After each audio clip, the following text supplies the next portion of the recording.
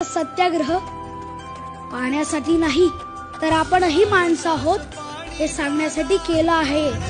एकाच तळ्याचं पाणी चाखून आपण अस्पृश्यता नष्ट करण्याकडे अजून एक पाऊल टाकत आहोत। महाडच्या तळ्याचं पाणी पेटल ग बाई, त्या तळ्यात माझ्या भीमाची छबी भेटल ग बाई। भीम नावाचं इवलं रोप दारी लाविन ग, त्या रोपाचा बोधी वृक्ष आभाळी जाईल ग।